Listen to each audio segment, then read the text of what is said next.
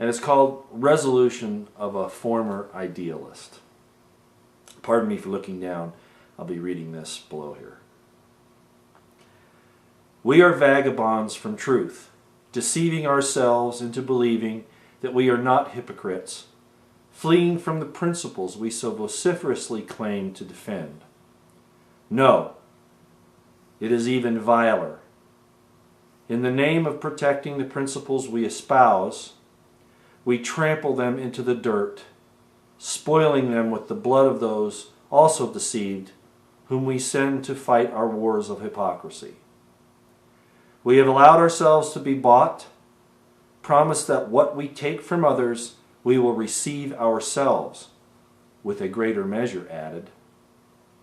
It is all a lie. And, as a result, we have alienated the world and, in trying to force our sophistry upon them, brought dishonor to ourselves, and the principles upon which our honored unselfish have died. We spit upon the remembrances of our forefathers and shake hands with those who would imprison us for the recompense of but one day's labor. We sell our posterity for the gains of today, denying them the fruits of the sweat of their own brows even before they are born. Is it actually the cosmos that now seeks to require us to pay for our folly and our distortions, guised in the faces of desperate men? The label on the bottle still pretends to be true to its contents, but the contents have been changed. We mock our own words and our own heritage. The universe will bring a day of reconciliation, and we may not, as a nation, abide any longer. My soul cries out from the violence of our lies, the pretense of our standard flown on the staff made from the bones of our victims.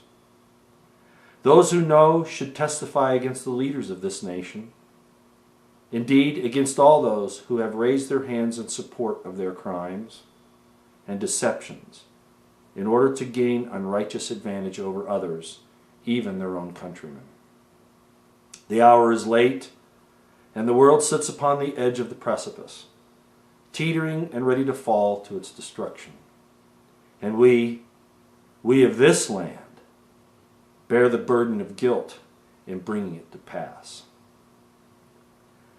Our leaders claim that it is a duty to export our culture to the world to free them.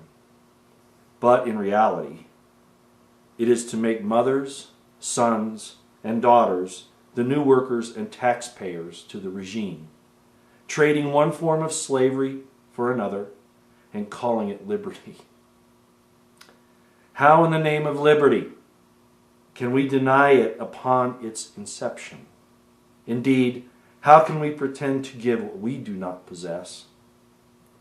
We have changed our language, using words defined in secret to ensnare the unwary. Instead of honor, we have sown dishonor. Instead of offering hope, we have administered only our own will, which we predicated upon lies and distortions. In short, if we had the sacred, we sold it for the profane. This has not been a recent endeavor. This has been our history for at least 60 years.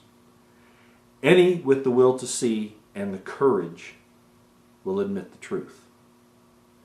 Nothing can stop what is coming. What you sow, you also reap. But who will change? Who will abide the principles and save the day? I fear it is all lost. We have shown to the universe that we are unworthy, and cause and effect will be a bitter testimony